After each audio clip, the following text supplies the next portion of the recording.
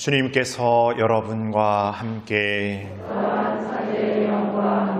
요한이 전한 거룩한 복음입니다.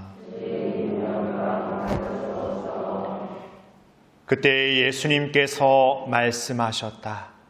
내 양들은 내 목소리를 알아듣는다. 나는 그들을 알고 그들은 나를 따른다. 나는 그들에게 영원한 생명을 준다. 그리하여 그들은 영원토록 멸망하지 않을 것이고 또 아무도 그들을 내 손에서 빼앗아가지 못할 것이다. 그들을 나에게 주신 내 아버지께서는 누구보다도 위대하시오. 아무도 그들을 내 아버지의 손에서 빼앗아 갈 수 없다. 아버지와 나는 하나다.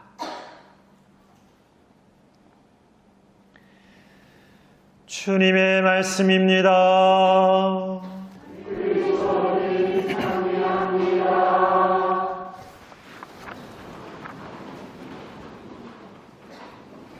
찬미 예수님,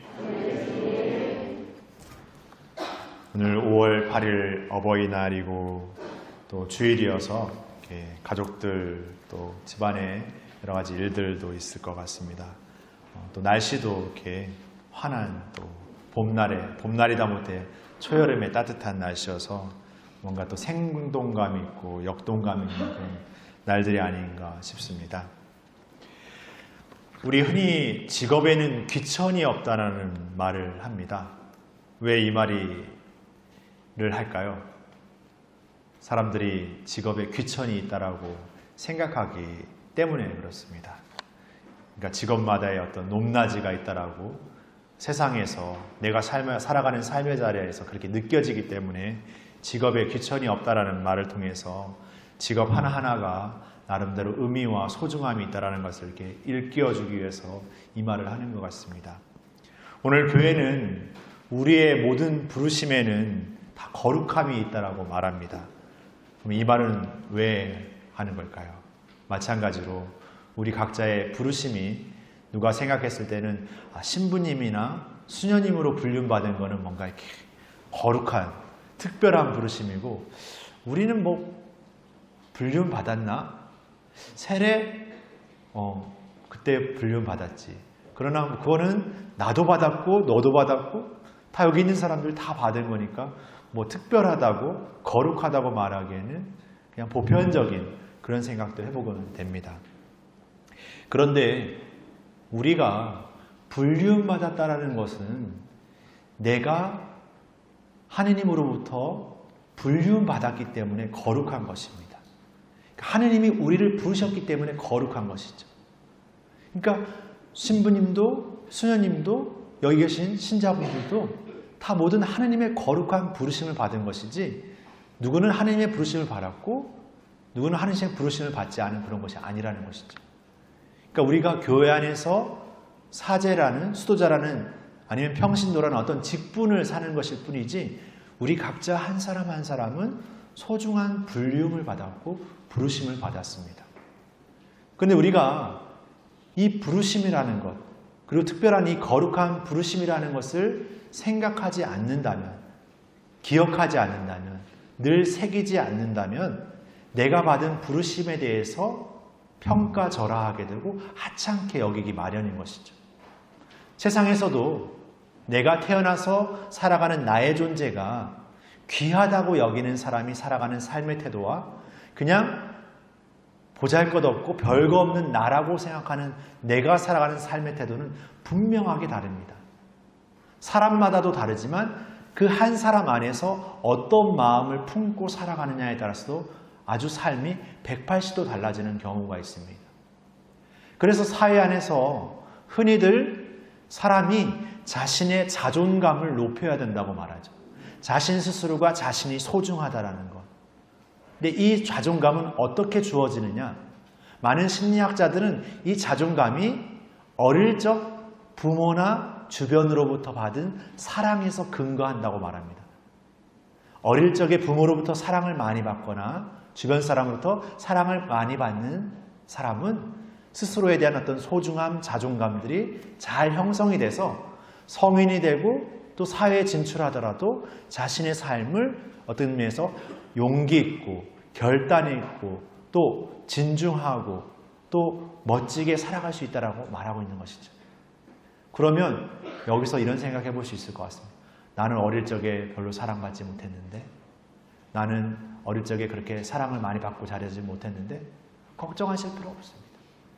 물론 어릴 적에 받은 사랑이 우리의 자존감을 형성하기도 하지만 내가 살아가는 삶의 자리 안에서 끊임없이 받고 있는 사랑이 우리의 자존감을 이렇게 보태줍니다. 그러니까 내가 내 스스로의 삶 안에서 사랑받고 있다면 어릴 적 받지 못한 그 결핍, 사랑의 결핍도 채워나갈 수 있다는 것이죠. 이전에도 강론에 그런 말씀 드렸습니다마는 예전에 6.25 전쟁이 났을 때 북한에도 고아들이 많이 발생했습니다. 부모를 잃은 아이들. 북한에서는 이 고아들을 관리하고 챙겨줄 수 있는 여건이 못 돼서 이들을 이렇게 동맹국인 폴란드로 보내게 됩니다. 폴란드라는 나라는 어떤 나라입니까? 2차 대전을 겪었던 나라. 그들도 전쟁을 겪으면서 나름대로 이렇게 전쟁 고아라든지 어떤 그런 문제를 많이 겪었던 나라죠. 그들의 나라로 보내진 이 북한 아이들은 거기에서 이렇게 시설에 혹은 가정에 위탁되어서 이렇게 케어를 받게 됩니다. 그런데 정말 신기하게도 그 아이들이 그곳에서 이렇게 어떤 그 케어를 받는데 그냥 우리가 어떤 시설에 보내져서 받는 케어가 아니라 정말 부모처럼 그 폴란드 사람들이 이 북한 아이들을 이렇게 안아주게 됩니다. 그냥 나를 봉사자 혹은 나를 그냥 누구라고 지칭하지 않고 아빠, 엄마라고 부르라고 하고 그리고 그 아이들을 정말 자기의 아이처럼 이렇게 챙겨줍니다. 시간이 지나서 이렇게 이 아이들이 다시 북한으로 이렇게 돌아오게 됐지만 이 부모들이나 이 아이들이나 받았던 그 사랑의 마음을 잊지 못합니다. 그들은 자신을 낳은 부모로부터 사랑을 받지 못했지만 또 다른 부모, 또 다른 타인을 통해서 그 부모로부터 받을 사랑을 받았던 것이죠. 그렇게 우리는 서로를 통해서 우리 안에 결핍되어 있고 부족해져 있는 사랑을 이렇게 충만하게 채워나갈 수 있습니다. 그리고 우리 자신 스스로가 그 사랑을 줄 수 있는 사람들입니다. 폴란드 사람들이 어릴 적부터 자신들이 충만한 사랑을 받았기 때문에 그들을 끌어안을 수 있었던 것이 아니라 자신들도 결핍과 한계 안에서도 그 어려움을 겪으면서 정말 자신과 같은 그들에 대한 애정 어린 사랑을 통해서 그 아이들의 마음을 채워 넣어줄 수 있었던 것이죠. 오늘 우리가 이 거룩한 부르심을 기억하는 것은 바로 우리 한 사람 한 사람이 하느님으로부터 불륜받은 존재고 서로에게 그 불륜받은 존재의 소중함을 전해줄 수 있는 존재라는 거죠. 그러기에 성소라는 것은 특별한 누구의 성소가 아니라 우리 모두의 거룩한 부르심이라는 것입니다. 그리고 우리가 내 스스로를 소중하게 여길 때야 비로소 타인을 소중하게 여길 수 있습니다. 저는 신자분들과 고해성사나 많은 면담을 하다 보면 많은 갈등의 얘기를 듣습니다. 많은 어려움의 얘기를 들어요. 사실 인간적으로 생각할 때 그 문제는 그 사람의 탓이 아닙니다. 어떤 때는. 그럼에도 그 문제를 해결해야 되고 뭔가 이겨내야 되는 그 사람의 몫이 있는 것이죠. 그럴 때 저는 그분에게 이런 초대를 합니다.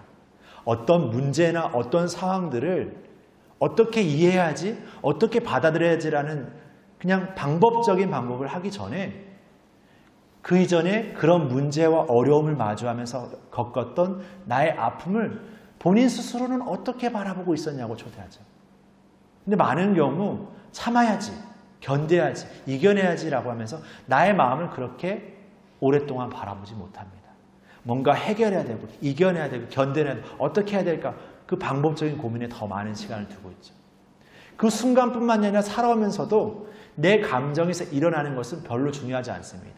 내 자신이고 내 거니까 그냥 대충 얼버무리듯 그냥 감정적으로 마무리하면 그만인 것이죠. 그냥 참아, 이해해야지. 내가 좀 더 양보해야지. 근데 그 안에 있는 내 어떤 마음들, 내 안에 어떤 들어지는 어떤 것들을 누가 다 이해할 수 있겠습니까? 우리는 그래서 내 옆에 있는 배우자, 내 옆에 살아가는 누군가가 나를 좀 이해해 줬으면 좋겠다고 생각합니다. 그러나 그것은 부분적이고 한계적일 수밖에 없습니다. 내 스스로가 내 자신을 이해하고 들어주기 이전에 누군가가 들어주는 것은 일시적이고 한시적일 수밖에 없습니다. 여러분들은 여러분들의 마음을 어떻게 듣고 있는지 한번 생각해 봤으면 좋겠습니다. 거룩한 불륜으로 받은 나라는 존재가 세상을 살아가면서 얼마나 때로는 아파하고 얼마나 때로는 고민하고 있는지 내 목소리를 들어주는 그런 우리 자신이 되었으면 좋겠습니다. 오늘 예수님께서 이렇게 복음 안에서 드러나는 모습 안에서 이렇게 유대 문화 안에서 그 유목 문화의 어떤 안에서 양과 목자의 관계로 예수님과 우리의 관계를 표현합니다. 양떼들을 돌보는 목자. 그는 끊임없이 양떼들과 스킨십하고 양떼들과 어울리고 양떼들과 어우러지면서 그 양떼의 그 양냄새가 그냥 몸에 온통 배어진 그 존재로서의 목자죠. 그 목자는 그 양 한 사람 한 사람의 목소리를 너무나 명확하게 합니다. 마치 우리 부모님들이 우리 자녀의 멀리서 생김새만 봐도 목소리만 들어도 알아채는 것처럼 예수님께서 우리를 그렇게 귀 기울이고 계시다는 거죠. 바로 우리가 우리 안의 목소리를 귀 기울이는 것은 우리 안에 계신 예수님께서 바로 아파하시는 우리의 아픔을 아파하시고 우리의 슬픔을 위로하시는 그 목소리에 또 귀를 기울이는 겁니다. 그리고 우리가 바로 그런 우리의 모든 것을 아시고 우리와 함께 하시고 우리가 영원히 계시는 그분의 동행, 그분의 부르심을 불륜받고 있다는 것. 아무리 내가 세상에서 능력이 없고 세상에서 실패를 거듭하고 세상에서 가난하고 세상에서 보잘것없는 존재, 나라는 존재도 그분께서 그 양 한 마리 한 마리의 목소리를 아시는 것처럼 얼마나 귀하게 여기시는지를 우리가 잊지 않는 것. 그것이 이 신앙을 사는 첫걸음이고 그 믿음이야말로 이 신앙이 어쩌면 정수라고 말할 수 있을 것 같습니다. 우리가 받은 부르심의 소중히 여기고 우리가 각자 받은 우리 존재의 소중함을 기억하면서 우리 서로에게 그 소중함을 전해줄 수 있는 그런 우리가 될 때야 비로소 바로 우리의 예수님의 존재를 사는 우리의 삶이 세상 안에 펼쳐질 수 있지 않을까 생각합니다. 가끔 우리는 자녀들이나 내가 아끼는 사람들이 성당에 다니다가 성당을 이렇게 안 나오게 되면 뭔가 성당에 나오게 돼야 되는데 그러지 못하는 것에 이제 아파하십니다. 안타까워하십니다. 아, 우리 아이 나와야 되는데, 우리 아들 나와야 돼, 우리 딸 나와야 돼, 우리 며느리 나와야 되는데.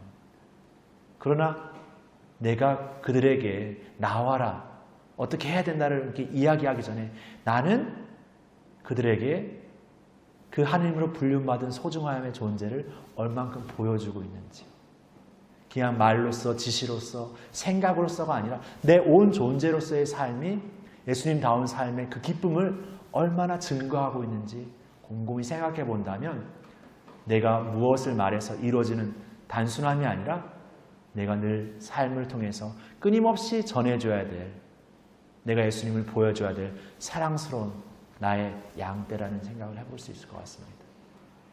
예수님이 우리를 그렇게 아끼셨듯 우리가 우리 서로를 더욱 진정으로 아낀다는 것은 제자들의 불신과 사람들의 외면에도 불구하고 끝까지 우리를 사랑했던 예수님처럼 우리도 우리의 서로를 지치지 않는 열정으로 끝까지 사랑할 수 있는 우리가 되어야 할 것입니다. 그러기 위해서 먼저 우리 자신이 얼마나 귀한지 소중한지를 잊지 않고 살았으면 좋겠습니다. 특별히 오늘 성소주일을 맞으면서 교회 안에서 하나님께서 우리를 부르셨고 그 소중한 고귀함으로 우리 자신을 부르셨다는 것에 기꺼이 응답하고 살아가는 성소자들을 위해서도 우리가 기억하고 기도하면서 우리 각자의 부르심도 함께 생각하면서 부르심에 합당한 삶을 다시금 새롭게 걸어나가는 오늘이 되었으면 좋겠습니다. 잠시 묵상하시겠습니다.